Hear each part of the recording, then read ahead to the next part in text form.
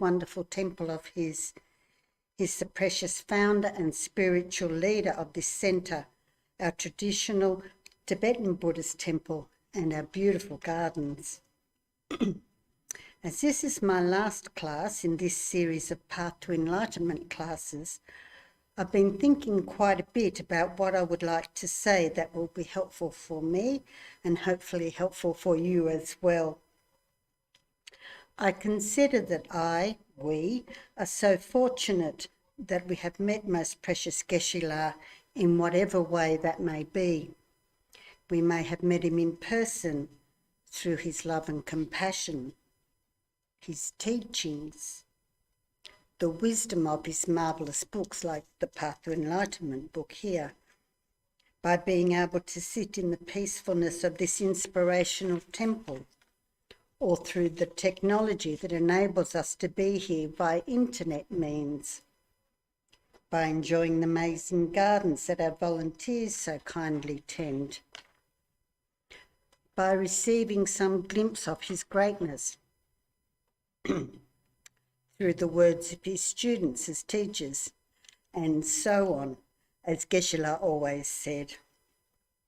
So, today we shall continue our study of Buddha's medium scope teachings, the wisdom of how each of us can escape the suffering of cyclic existence in both the higher and the lower realms. But in recognising the personal individual focus of the medium scope teachings, I cannot help but jump ahead to the great scope and Geshe-la's core teaching, his supreme gift of bodhicitta motivation for our practice and particularly for our daily lives. If you happen to have the text on page 491 of our text, Geshe says, Geshe says, bodhicitta means for the sake of others wishing to attain complete, perfect enlightenment. I can hear Geshe emphatically telling us that there are two parts to the bodhicitta definition. Our wishing to attain complete enlightenment, yes, of course, but for the sake of others. Always for the sake of others. Excuse me. That's a good time. As I reflect back to my own meagre accomplishments, and I guess yours too, what motivates us? What drives us forward on this path of enlightenment? Despite all our falling down along the way, what encourages us to get up and stagger forward yet again? Last week, we conceded that if we try to do it on our own, it is very hard indeed to resolve any of the karmic implications of our lives in cyclic existence. All those alarming negative actions of body, speech and mind that we foolishly repeat lifetime after lifetime, over and over again. The negative actions that repeatedly cause suffering, that repeatedly trap us into cyclic existence, rebirth after rebirth, our experiences as ordinary beings trapped by our own 5 contaminated aggregates of body, speech and mind. But, on the other hand, more optimistically, at least it is a relief to realise that our current lives actually provide the ideal opportunity to do something about suffering. We all have a very fortunate rebirth as humans who live in remarkably good conditions. I mean, just glancing around the world right now, you can see how incredible our conditions are. And even in this frightening degenerate age, we still have access to Buddha's incredible teachings, and there are still marvellous teachers and texts to assist us. Because of our karma, these excellent opportunities and conditions, we are actually able to do something about our situation. we are able to take refuge in the three jewels, the Buddha jewel, the Dharma jewel, and the Sangha jewel. Then with their infinite compassion and wisdom, the three jewels show us how to avoid the pitfalls of our own cyclic existence in this life and in future lives. I would love to be able to nobly say that definitely it is my bodhicitta motivation that drives me forward on the path, my love and concern for all sentient beings. But as I come back to the medium scope teachings, it is sadly obvious to me that one of my main motivators is my own suffering, my need for freedom, liberation from my own never-ending self-created suffering, my desperate need for refuge and guidance.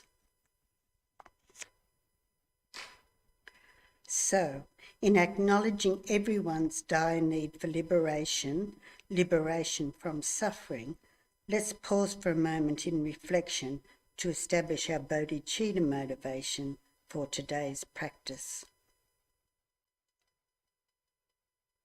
By thinking something like, suffering, the universal experience of all sentient beings.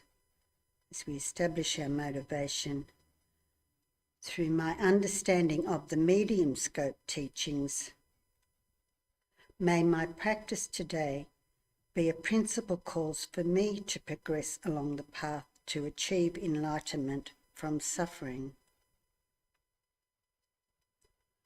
Additionally and especially, as I learn to open my heart to the great scope teachings, may I sincerely embrace the love and welfare of my dear ones, those around me, all human beings and all sentient beings. May we all of us, quickly, achieve liberation from suffering and attain enlightenment for the benefit of all sentient beings.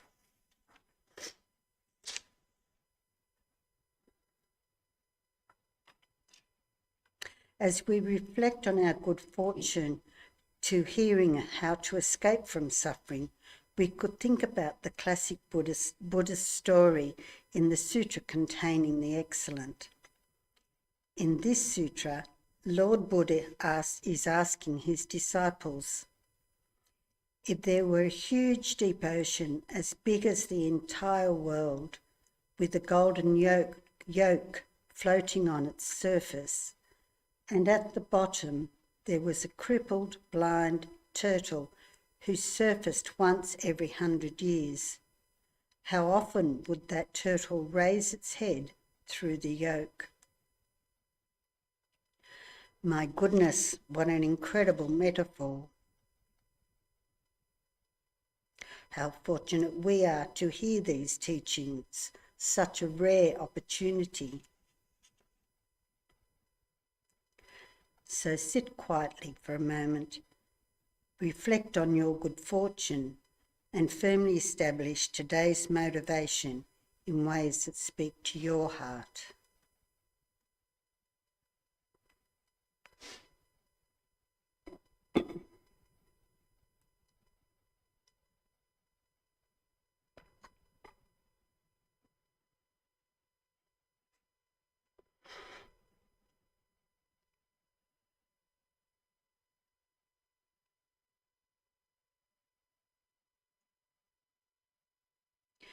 Without at all meaning to appropriate or be trite, I note that with correct bodhicitta motivation, we can do a practice of acknowledgement of country, and that can also be part of our Buddhist practice. So before we commence the recitation of our prayers today, I invite you to pause and sincerely acknowledge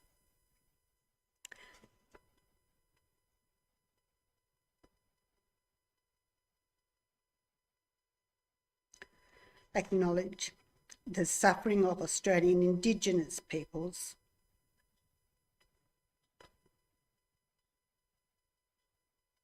I acknowledge the suffering of these peoples as the traditional custodians of this land.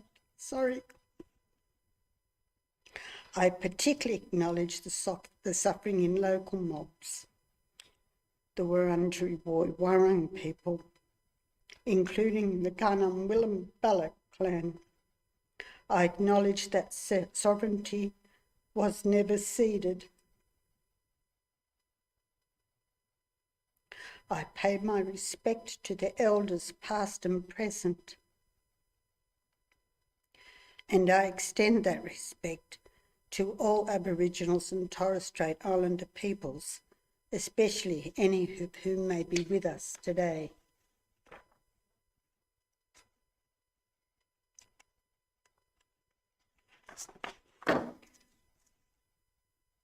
So in our topic today of liberation, let's take another step forward towards liberation from suffering by reciting our marvellous prayers. As we recite, it is good to note that the Bodhichitta intent of these prayers. They encompass not only our own well-being, but the welfare of all sentient beings. So let's start our traditional prayers. If you have a prayer book, Venerable Monica, if you could put it on the screen, starting on page 19 with the general prayers.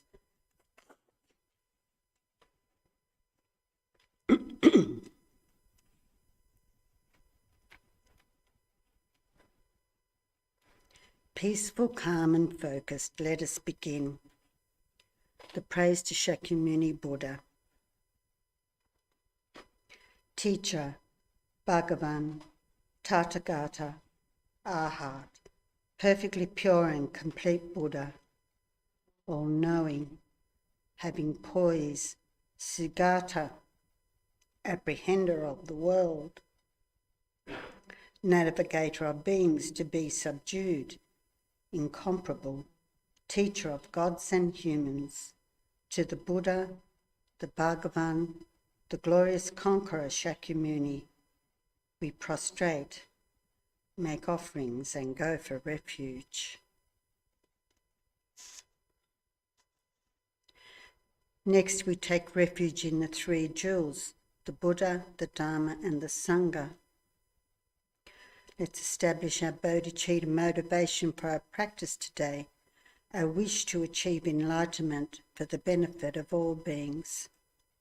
So first we might do this one in English, so the Refuge and Bodhichitta prayer, still on page 19. To the Buddha, Dharma and Sangha, I go for refuge until becoming enlightened. Through the merit of my generosity and so on, may I achieve Buddhahood to benefit all beings. To the Buddha, Dharma and Sangha, I go for refuge until becoming enlightened. Through the merit of my generosity and so on, may I achieve Buddhahood to benefit all beings. To the Buddha, Dharma and Sangha, I go for refuge until becoming enlightened. Through the merit of my generosity and so on, may I achieve Buddhahood to benefit all beings. And then just below that in your prayer book, our short mandala offering. Shaji Poki Jukshin Me Tok Tram Riram Ling Shi Ni De Gan Padi Sangye Jing Du Mi Te O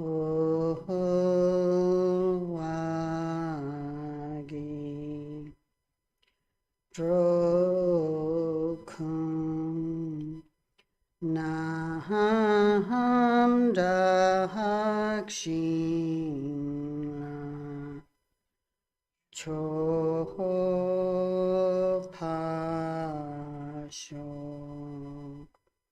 Just before I go on, I assume some of you know what this mudra means, but other people may not. So what I'm doing is I'm forming my hands into the 4 continents, 1, 2, 3, 4, and Mount Meru and the sun and the moon. So as our beautiful prayer says, we're offering everything to the Buddha. Mount Meru, the 4 continents adorned with sun and moon, as it says in the English translation of this short mandala offering. So it's really beautiful when we do make mudras with our hands. It's not just sort of, crossing our arms or sitting like this, something like that. They have beautiful meaning to them that expresses our hearts in a manual, in a hand way. So in English, the short mandala offering.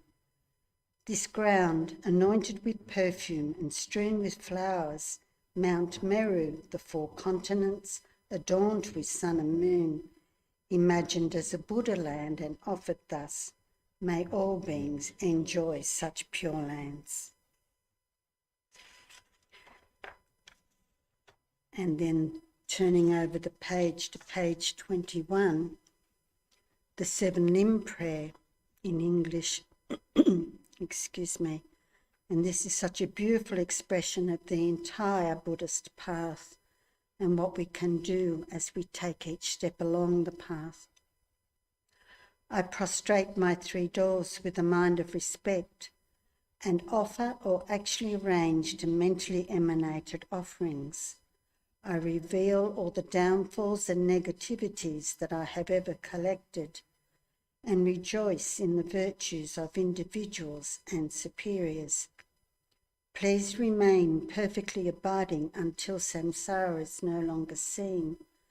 I request you to turn the vast and profound wheels of Dharma, and I dedicate the virtues of myself and others to the great enlightenment.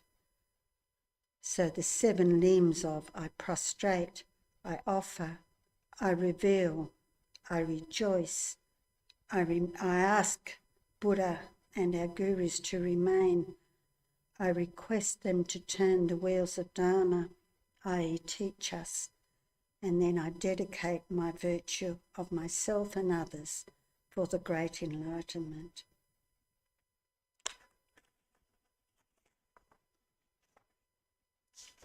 And then the prayer of the lineage gurus in English on page 23.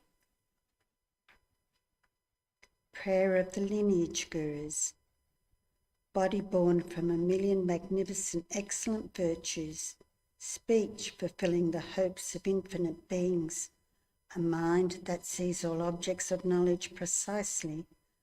I bow my head to the chief among the Shakyas, supreme sons of the incomparable teacher, carrying the load of all the conqueror's deeds, by their emanations appearing in countless realms. I prostrate to Maitreya and Manjushri. The mother of conquerors is difficult to fathom. The precise thought is in commentaries written by Jamdavicta's ornaments, Nagarjuna and Asanga. I prostrate at the feet of those most renowned in the 3 realms. From these 2 great chariots come the excellent lineages of the paths of profound view and vast deeds, their essential points gathered thoroughly and without fault. Prostration to the lamp holding this treasury of instruction. Giving explanation through compassion by seeing precisely and completely the essential points of all paths of Sutra and Tantra. Holder of the conqueror's entire holy Dharma. Prostrations to the glorious Losang Drakpa. I, seeing all the infinite teachings, supreme way of crossing for those entering the journey to liberation, moved by compassion to deeds skilled in method. Prostrations to the spiritual masters who make everything clear.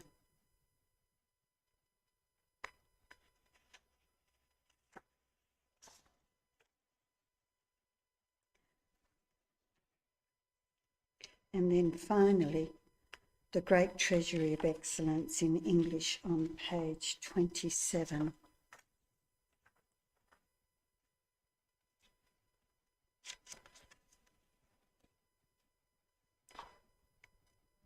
And this Great Treasury of Excellence, the prayer of the path to enlightenment, composed by the unequaled second Buddha, Jetsun Tsongkhapa. You know, our debt as Ecological practitioners to him is just never ending. His leadership, study, writings and so forth. The kind master is the basis of all qualities, and proper reliance is the root of the path. By seeing this excellence and through much striving, bestow blessings to be devoted with great respect. This gentle support of freedom obtained this one time is most difficult to achieve. Knowing its great value gives rise to a mind seizing its essence constantly day and night. Bestow blessings to generate this continuum unceasingly. It is like a bubbling water, this constantly moving body and life. Thus remember the swift collapse of death. Beyond death, like body and shadow, white and black karmic results follow after.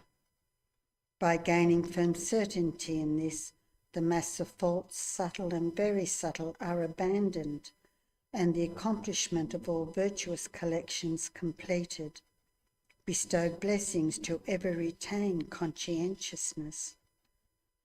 The qualities of samsara are unfit to be trusted, the door to all suffering.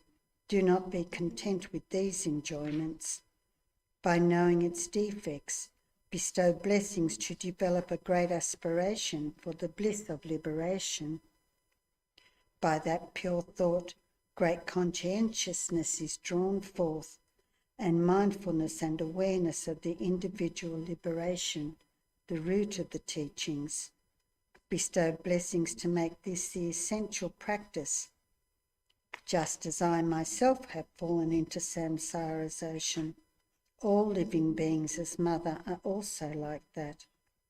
By seeing the responsibility for the liberation of beings, bestow blessings to be trained in supreme bodhicitta. However, by merely generating the mind, if not acquainted with the three aspects of ethics, enlightenment will not be attained. By seeing this excellence, bestow blessings to train with strong effort in the vows of the conqueror's sons, pacifying distraction toward perverse objects. By way of proper analysis of the perfect meaning, bestow blessings to swiftly and continuously generate the path related to the union of calm abiding and special insight. Thus, becoming a vessel trained in the common paths, enter the Vajrayana, supreme evolution of all vehicles. Bestow blessings to engage the easy path itself, that sacred way of crossing for fortunate beings. The base of practice for the two aspects of attainment is when guarding the pure vows of commitment is found to be genuine and certain. Bestow blessings to protect them even at risk of life. Then, by understanding properly the important points, which are the essence of the two stages of the Tantra classes, bestow blessings to practice according to these holy teachings with continuous effort in the supreme four-session yoga. Like that, may the spiritual friend revealing the gentle path and the friends of proper practice stand firm. Bestow blessings to quickly pacify the masses of outer and inner hindrances. In all rebirths, man never be parted from the perfect gurus and the enjoyment of the glorious Dharma. By utterly completing all qualities, paths and grounds, may I quickly achieve the state of Vajradhara. Thank you for joining with me with that, dear people.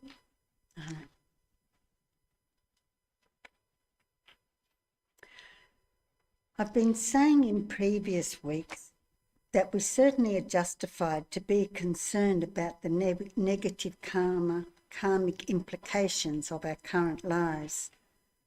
When we review the state of our lives, our futures look pretty scary indeed. So as we did last week, let's take the opportunity now to do something about our karma by applying the 4 opponent powers, getting yourself physically ready to meditate in whatever way you make yourself comfortable, on your cushion or a chair, by adopting your standard meditation posture. When you're ready, taking a few moments to check your posture and settle your body. Scanning slowly from the crown of your head down to your toes.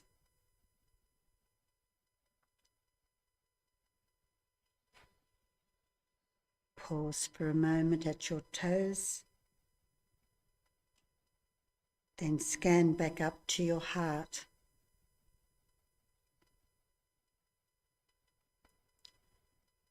We pause at our heart so we can focus there, the place of meditation.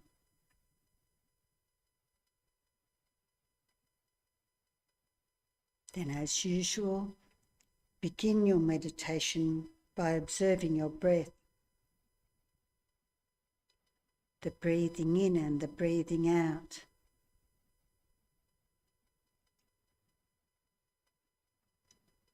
Observing your breath at the tip of your nose or the rise and fall of your chest,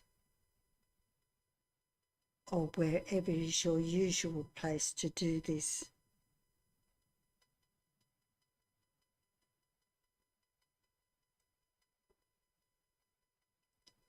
Calming, settling your body.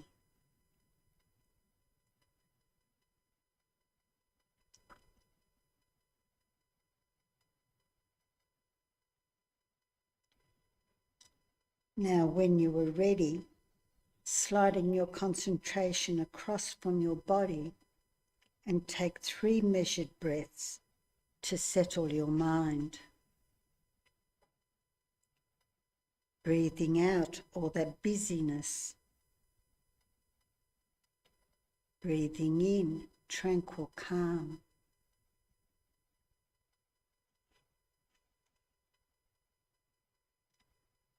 Breathing out mental clutter. What a relief. Breathing in spaciousness.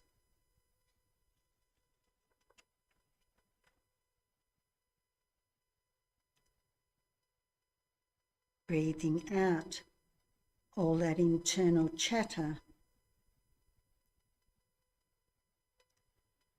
And breathing in the peace of silence.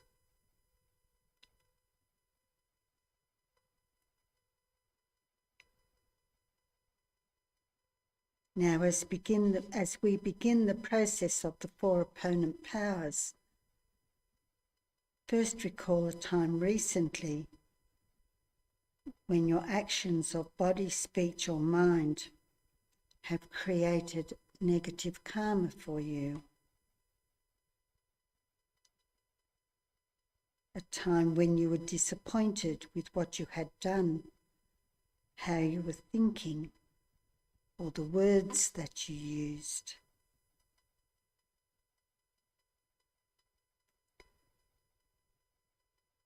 Don't make your example too big or hard. The idea is to practice the process of opposing negative karma, not to beat yourself up or head off on a guilt trip.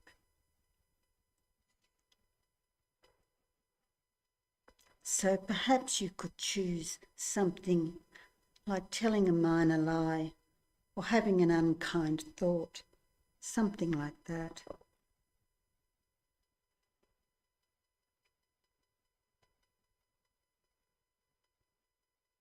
Okay, now let's use the 4 opponent powers to purify the negative karma generated by the action you are thinking of. The 4 opponent powers: the power of the object, the power of regret, the power of the opponent force,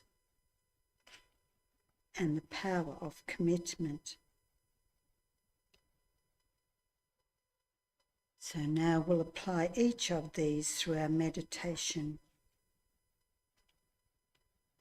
First, the power of the object. When we use the power of the object for our purification, usually our object is the 3 jewels. For example, when we gossip just to pass the time, we may have created a negative karma by ignoring an aspect of Dharma.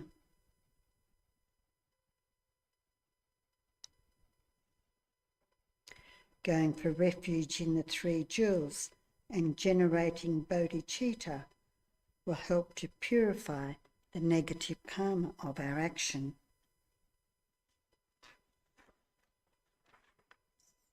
So, with the power of the object, we can think something. As I reflect on the impact of my unwise action, may my commitment to the 3 jewels be strengthened. For the benefit of all sentient beings, may I achieve enlightenment.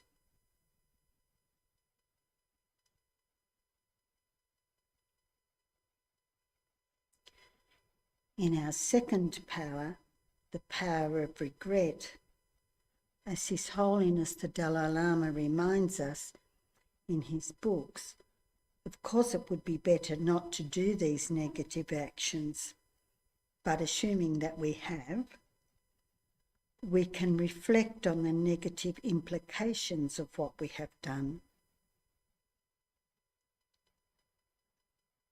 And then we develop a strong regret by recognizing the sufferings our negative karma has caused for both ourselves and for other sentient beings. Suffering in the past, now, or in the future.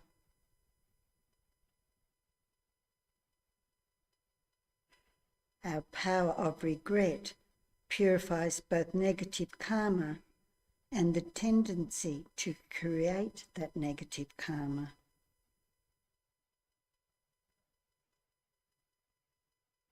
With the power of regret, we can think, I truly regret having done this unwise thing. It has created negative karma for myself and possibly for others.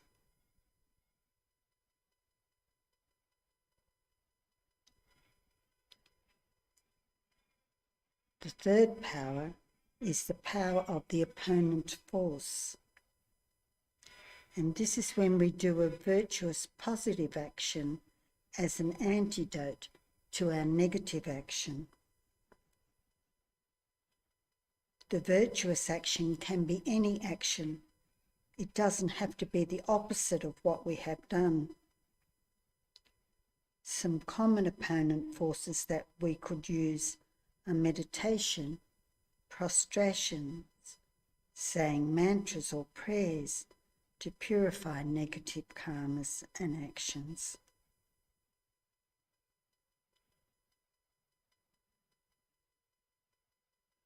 When we do the power of the opponent force with wisdom and bodhicitta, our purification becomes even more powerful. Remember that this power is not a punishment. Usually others are not aware that we are doing this purification practice. What we are doing is fixing up, purifying the damage to our karmic imprints as best we can. For example, we could think, as my opponent falls, I shall walk around the temples 3 times, thinking about how I can live according to Buddha's teachings.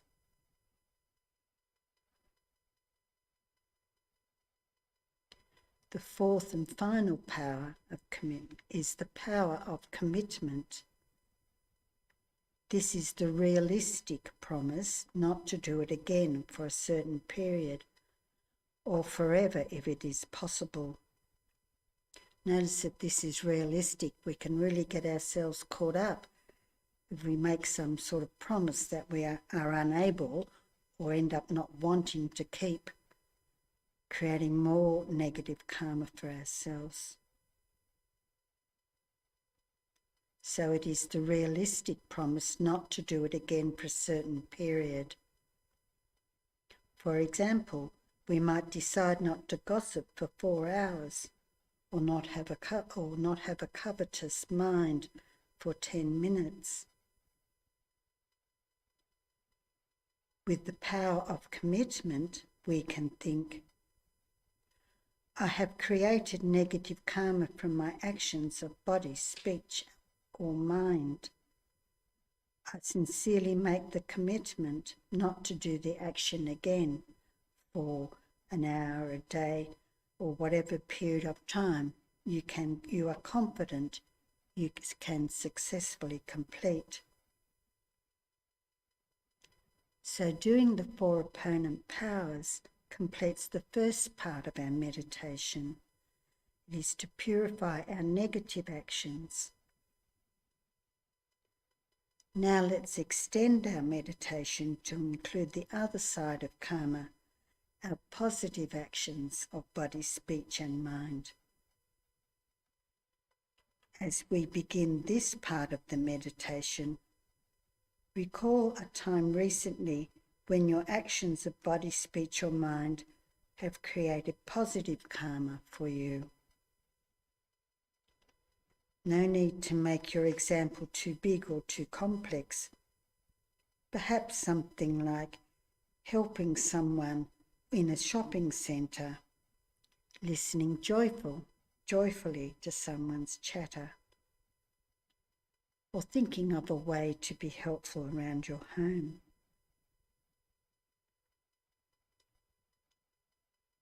As we dedicate positive karma, we might think, I am pleased that I have created positive karma through my actions of body, speech or mind when I, whatever the example is that you're thinking. I sincerely dedicate the merit of this positive action to, and again think about what you would like to dedicate it to. Something like perhaps the welfare of all sentient beings, to your progress on the path to enlightenment, or whatever is touching your heart.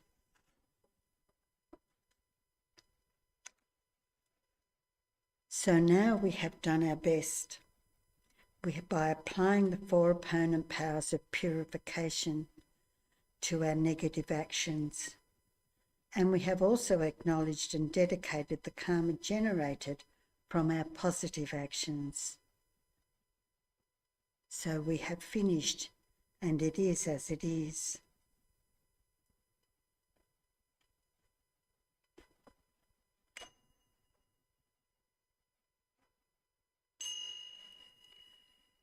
So when you're ready, gently open your eyes and complete the meditation.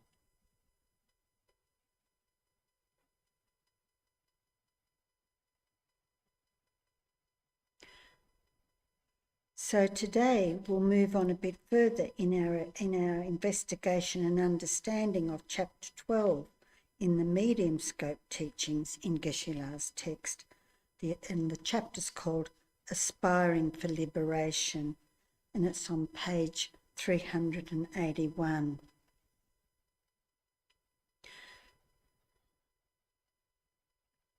But first I would like to step outside my role as a teacher and make some personal observations. My first comment is that, respectfully, I actually find Buddhism quite hilarious. I'm continuously amused and totally mind-blown by my own ignorance and by this Buddhist journey, this path. The compassionate brilliance of each step, the way each step, each understanding is inextricably connected to the next, but also the way that each step is intricately entwined with every other step. So for me, Buddhism is not only hilarious in its brilliance, it is exquisitely beautiful. Sort of like the beauty of fine lace. And it's this intricate beauty that is far beyond anything I could have ever predicted or completely comprehended.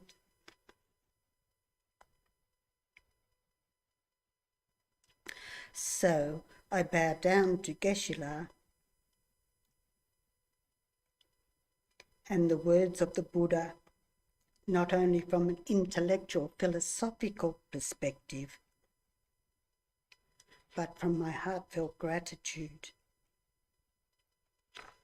So in our aspiration for liberation, Geshe tells us that liberation is freedom.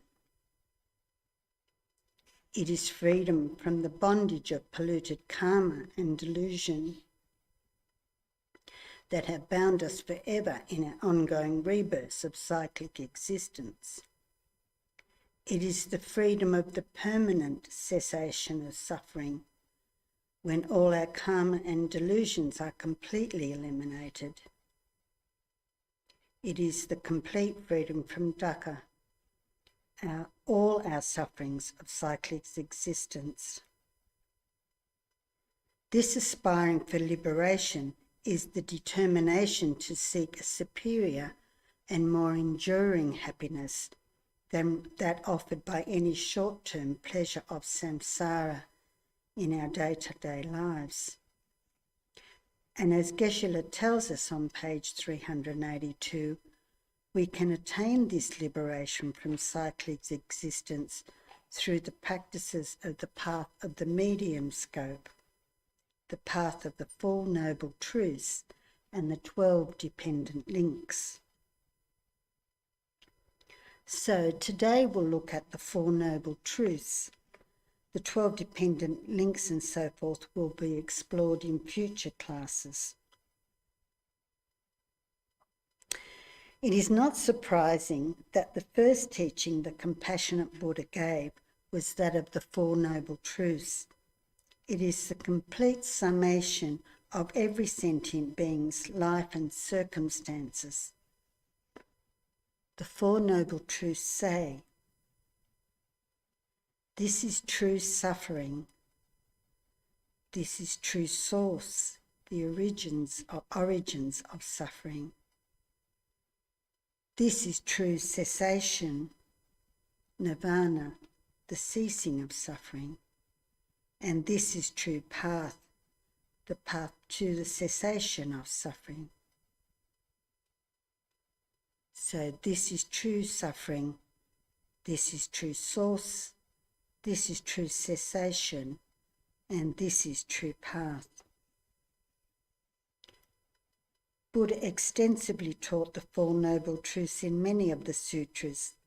He said that he did not create them as such, he simply described them, the truth of samsara and its origins, and then after that he taught the truth of the path, and that a path actually exists to cease that suffering and bring about a state of nirvana. We may wonder why these truths are called the Four Noble Truths. Noble indicates that they were directly realised and taught by noble ones, the Aryas and those who had realised the ultimate nature directly. And they are truths because they form a non-deceptive explanation that will lead us all beyond suffering. These four truths cover every aspect of our present state, a state that is replete with unsatisfactory conditions and their origins. And, thank goodness, the Four Noble Truths also present an alternative, the true cessation of nirvana, and the path leading to that cessation. So the first noble truth, true suffering, is the very nature of cyclic existence. True suffering can be understood both through the consideration of the being, the human, the God, the demigod, and so forth, as well as the habitats in which these beings are born, earth, hell realms, etc. As we realise this truth, we become motivated to escape our suffering. The second noble truth, true source. We all desire happiness and the wish to overcome suffering. Yet despite this natural aspiration, we all tend to repetitively create conditions, habitats for more suffering. We do this because we don't know the way to create the causes for happiness. A fundamental confusion lies at the root of this situation, the fundamental ignorance, not only about the way things are, but also in the way causes and effects relate to each other. Generally speaking, this ignorance of true source is the cause of our unenlightened state, and it is increased by the kleshas, which are the afflictive emotions and thoughts that arise from our fundamental ignorance. So the true source of our suffering is delusion and karma. When we recognise the true source of the suffering of cyclic existence, we have identified what it is that we need to destroy. The third noble truth says true cessation. So as I was saying before, the first two talk about what suffering is and the tragedy of it, I guess. And then the third and fourth noble truths talk about what we can do about that. So I really like the third and fourth ones. So the third noble truth says true cessation. To know where we wish to be, we need to recognise that liberation, true cessation, is peace, and we achieve this peace of cessation not by wishing or praying for it, but by training the mind. So true cessation is not out there somewhere in conditions, leisure, various pleasures and entertainments. True cessation is in our minds. And the fourth noble truth is the true path. So finally, when we compare the vicious and painful experiences of cyclic existence, as His Holiness calls them, with the bliss and peace of liberation, we realise we need to discover the true path of liberation, the true path that trains our minds in the right view, the wisdom realising selflessness, the emptiness of self, and so forth. The true path that encompasses the path, knowledge, achievement, and deliverance. So coming back to the title of our class today, Aspiring for Liberation, we can see that the entire journey to liberation is articulated in the Four Noble Truths. We see that liberation from cyclic existence is attained by realising the third and fourth truths, true cessation and true path, And then we realise that these two truths depend on the realisation of the first two truths, true suffering and true source of suffering.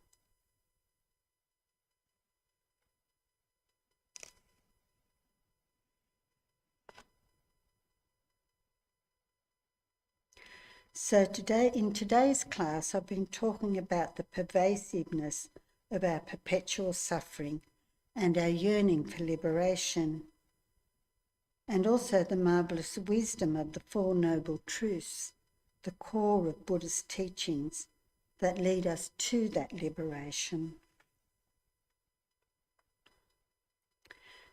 When I started teaching this course back at the beginning of March, precious Thich Nhat Hanh had just passed.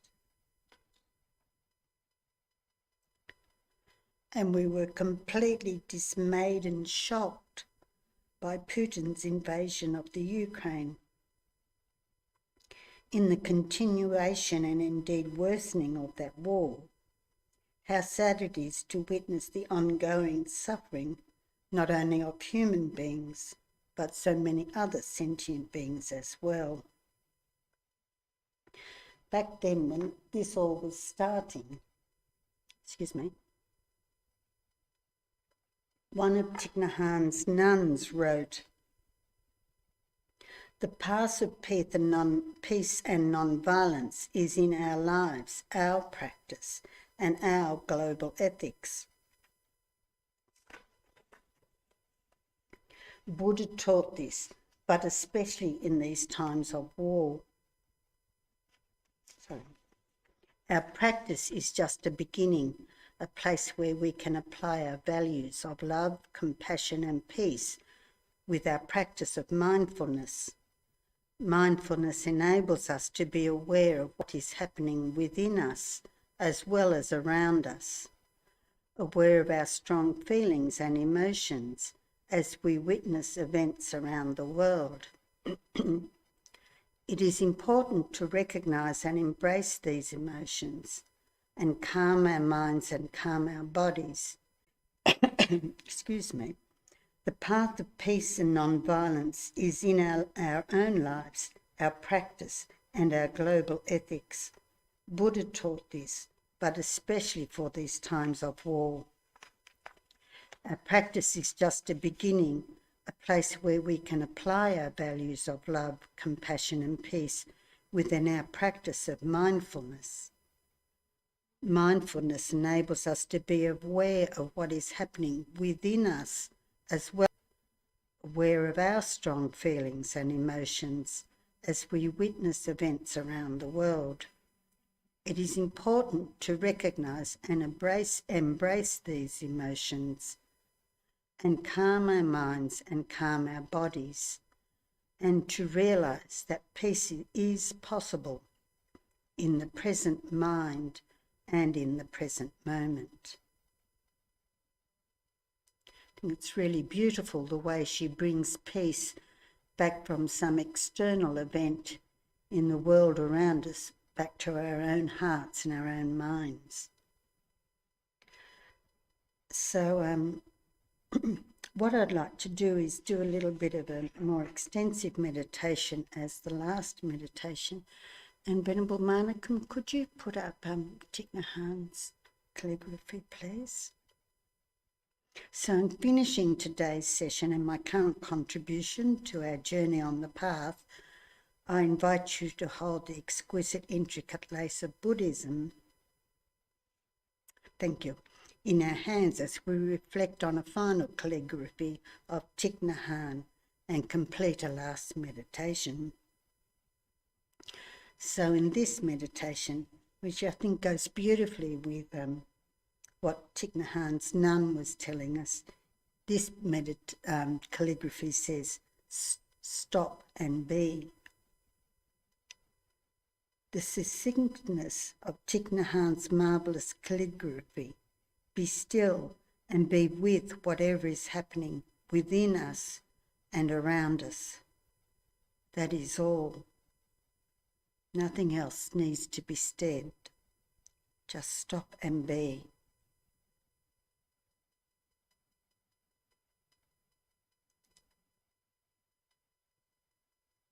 So settling yourselves for a final meditation,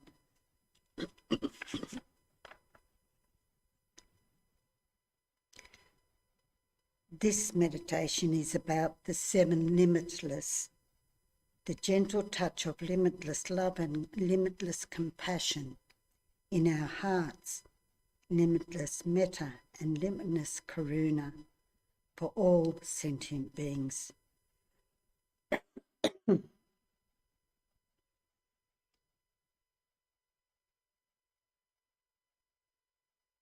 As we do this meditation, let's establish our motivation for it. First of all, take your mind globally. All the troubles and sufferings of humans around the world. Of course, those such as ourselves living in incredibly good conditions, and particularly those living in conditions of incredible suffering. The external suffering of poverty, starvation, cruel treatment, war, and so on.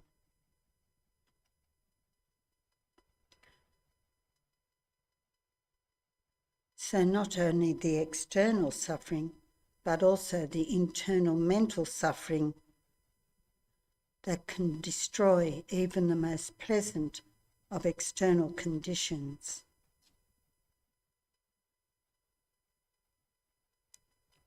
So as we take our minds to humans, also take your mind to all the animals, birds, fish, insects and so on.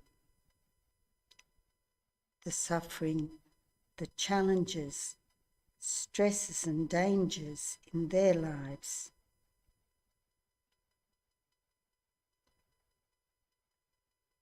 So many of which are caused indirectly and indirectly by us, human sentient beings.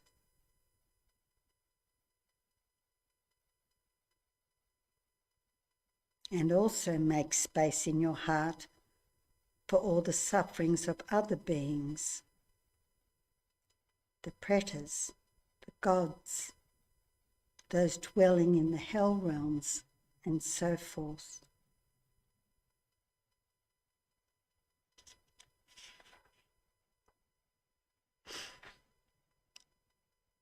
As we do the seven limitless, the first limitless is limitless love. May all beings have happiness and its causes.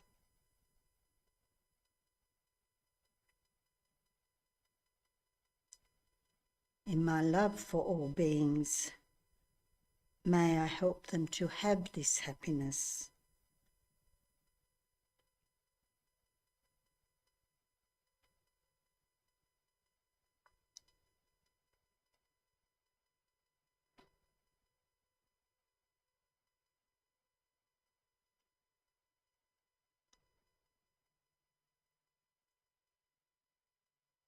Our second limitless is limitless compassion. May all beings be free from suffering and its causes, and through my limitless compassion, may I help them to be free of this suffering.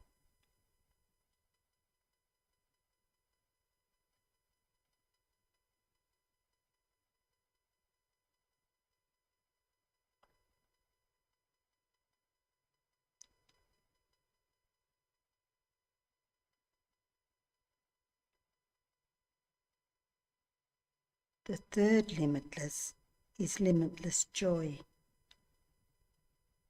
May all beings never be separated from the happiness of joy.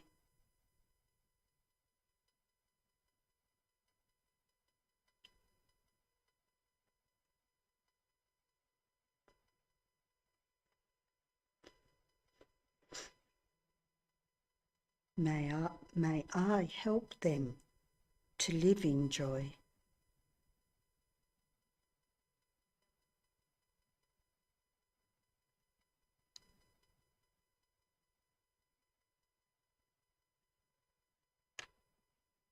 The fourth limitless is limitless equanimity.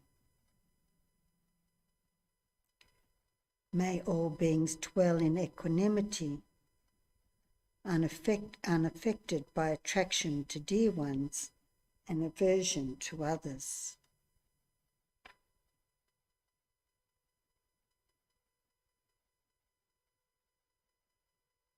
May I too live that way.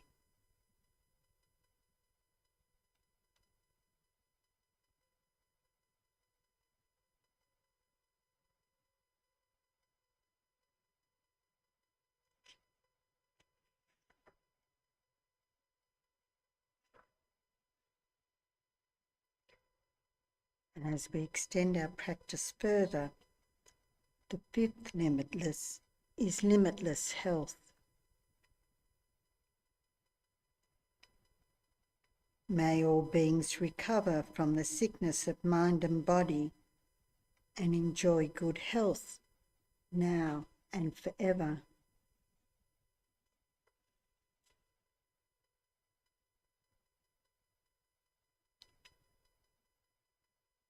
May the way I live contribute to the limitless health of myself and others.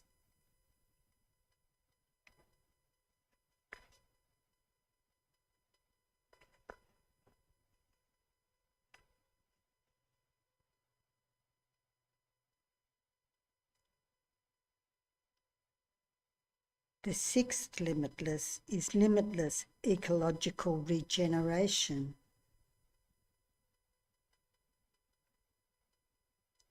May all beings relax in a pure and healthy outer and inner environment, now and forever.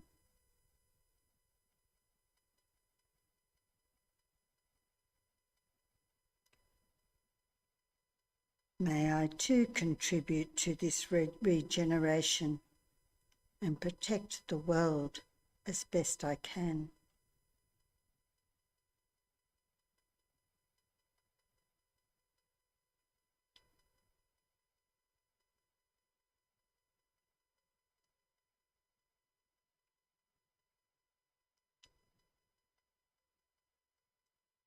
The seventh limitless is limitless peace.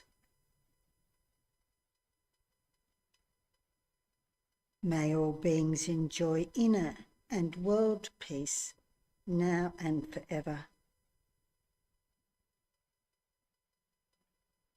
My goodness, how marvellous. May I too enjoy that. How wonderful that would be.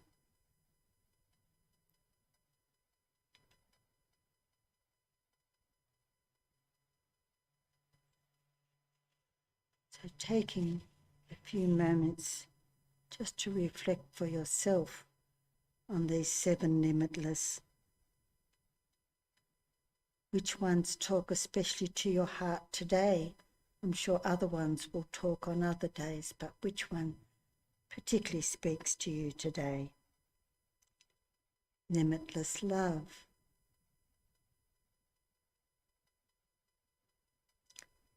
Limitless compassion.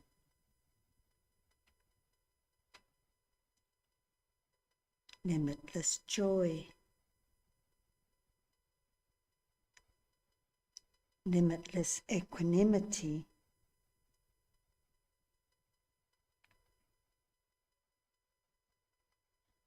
Limitless health.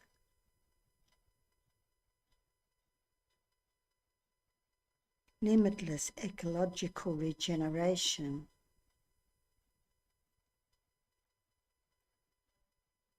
And limitless peace.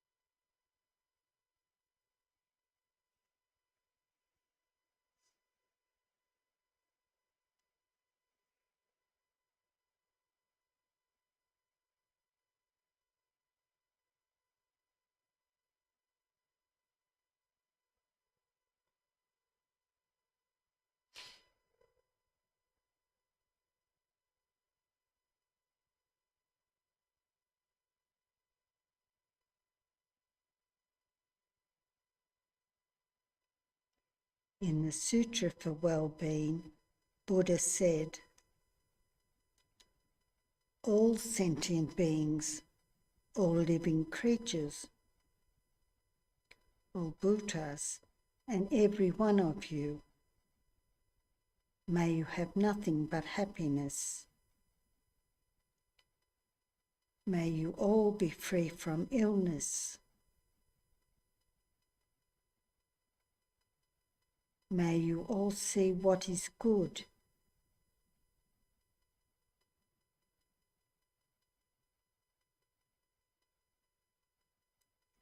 May all of you know no evil.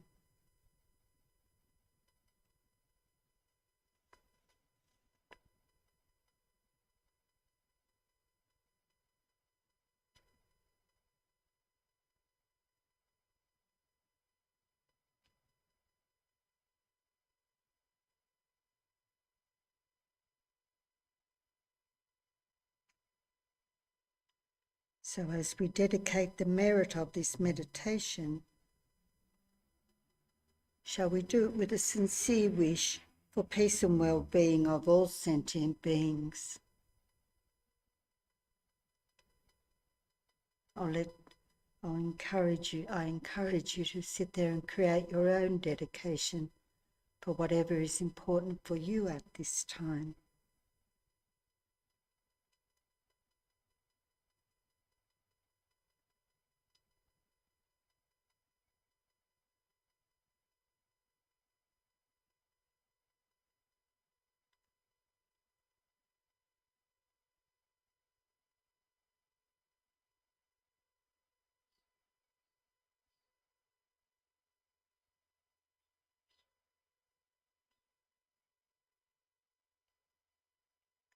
How wonderful it is in these busy lives of ours to just stop and be, for 5 minutes, 10 minutes, an hour, whatever it is. To think of our own suffering, of course, and indeed, but also to reflect on the suffering of other sentient beings and our sincere wish for peace and well-being for them.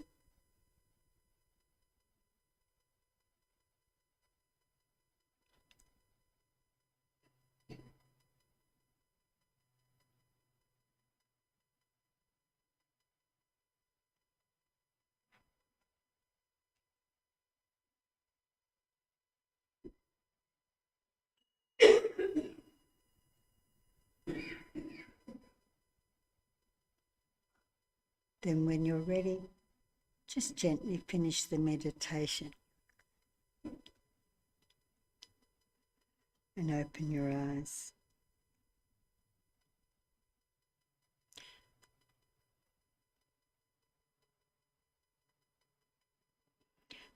Actually, don't finish the meditation. See, let your consciousness and your awareness and so forth just slide back into meditation again. And as you think about your dedication, the one that rang true for your heart, just expand that thought and think about how you can take it in your life outside this session, outside this temple. It's so easy to be at peace except here. But it seems to me that sometimes as soon as I put my keys in the car, in the ignition, to drive home, it all disappears. So what is it that we will take into our lives this week, today, tomorrow, hopefully a couple of days longer than that it will last? What is it that we take with us that is so important for us that it makes our hearts swell with love and compassion for all sentient beings?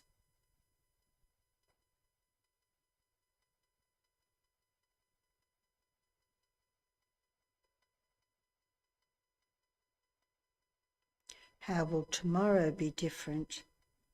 How will the rest of this week be different? when you take these beautiful thoughts of yours with you into your daily life.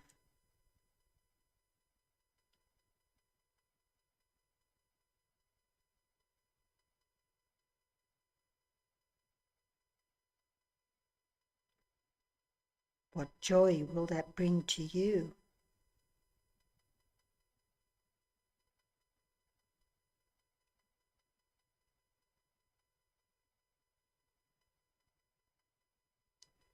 And what joy will that bring to those around you?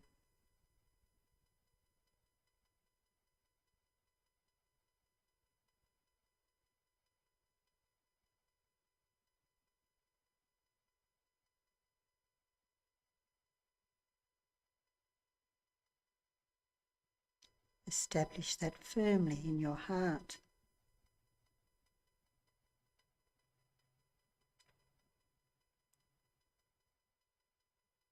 And now, when you are ready, gently finish the meditation and open your eyes.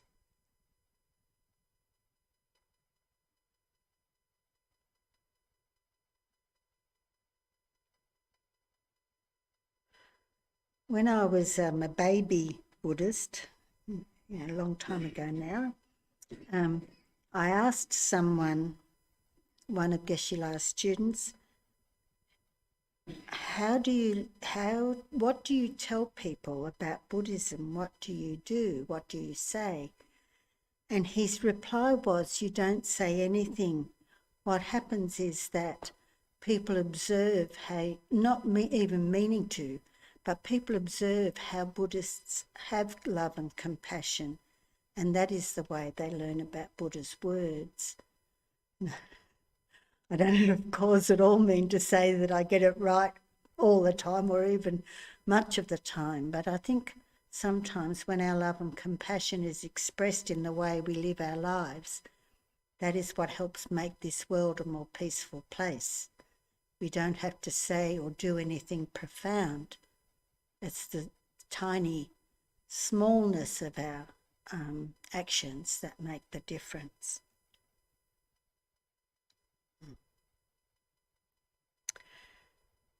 So, thank you, dear people. I've really enjoyed practicing with you today and over the last few weeks. And I look forward to practicing with you again next week with our teacher for next week, which will be Venerable Anna. I might ask at this stage, are there any questions or discussion, comments? And then we'll do the dedication prayers at the end, please, Venerable Marnigan. Those Seven Limitless are pretty amazing, aren't they?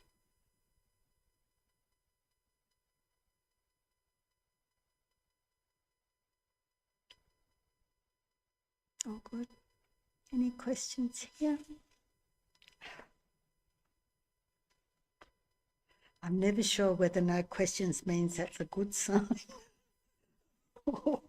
or something else. So let's turn to our final prayers, our dedication prayers. And as we do them, let's stop and be with these prayers. Not only take them into our hearts, but recognise that they're already in our hearts, the beautiful messages of them, the intentions of them, and the guidance of them. So the first one is the final prayer of the graduated path on page 31. Just a moment.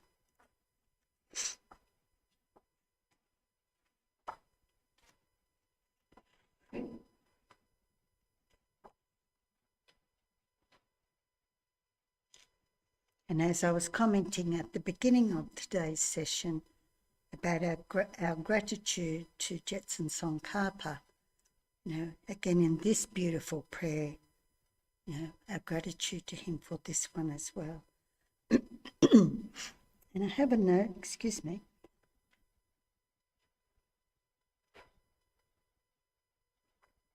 I have a note on my prayer book here I'm not sure when, but Geshe said about this prayer that it is very deep dedication. And so how grateful we are for this prayer. Final prayer of the graduated path, composed by the unequalled second Buddha, Jetsun Tsongkhapa. By the two collections' vastest space, amassed with effort for a long time, may I become a chief of conquerors, a guide for all beings whose mind's eye is blinded by ignorance. Also, in all lives, while not yet come to that, may Manchushri favour me with his compassion, finding the supreme path complete with all the stages of the teachings. May I please the conquerors by practicing well. By my precise understanding of the essential points of the path, with skillful means drawn along by strong compassion, and by dispelling the mental darkness of beings, may I uphold the conqueror's teaching for a long time. Where the supreme precious teaching has not spread, also where it has spread but become degenerate, with a mind deeply moved by great compassion, may I make clear this treasure of benefit and bliss. The stages of the path, excellently established by the marvellous deeds of the conquerors and their children, give glory to the minds of those aspiring for liberation. May the conquerors' deeds be long preserved. May all humans and non-humans who remove the obstructions and establish conditions favourable to cultivating the excellent path, never be parted for all of their lifetimes from the purest of paths which the Buddhas have praised. When someone makes effort to practice properly the 10 points of conduct of the Supreme Vehicle, may they always be assisted by the mighty protectors, and may oceans of good fortune spread out, reaching all. And then the general prayer on page 34. In Tibetan, please. Oh, the special dedication, thank you, Mannequin, in English. Whatever white virtues we have thus created, we dedicate as causes, enabling us to uphold the holy Dharma of Scripture and realisation, and to fulfil without exception the prayers and deeds of all the Buddhas and Bodhisattvas of the 3 times. By the power of this merit in all our lives, may we never be parted from the 4 wheels of the Mahayana, and may we complete the journey on the paths of renunciation, Bodhichitta, pure view, and 2 stages. And then the general in Tibetan, please. Gewadi ye ki bokum sohonam yeshe sakshin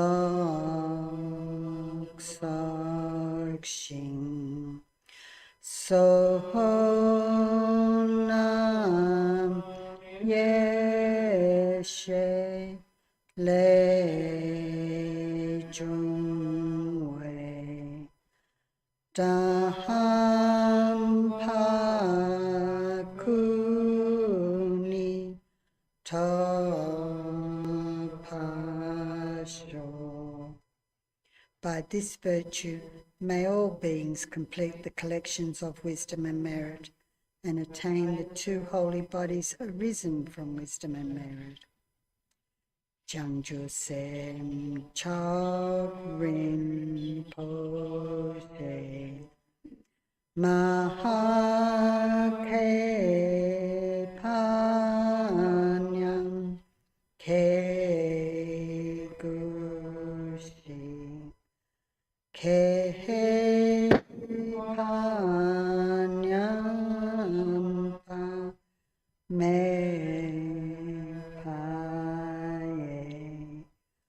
Gong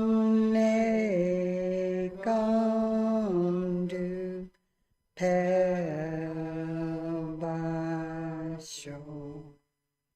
May the precious superior mind of enlightenment be generated in those who have not yet generated it, and not decrease in those who have developed it, but increase continuously. Thank you, everyone, and thank you for practicing with me over the last few weeks, and I look forward to those who can join us next week with Venerable Anna. And for those of us here, there is cause, tea, coffee, etc. in the dining room, and those at home, pop out to the kitchen and put the jug on and enjoy your quiet time before the busyness of the week. Thank you, everyone.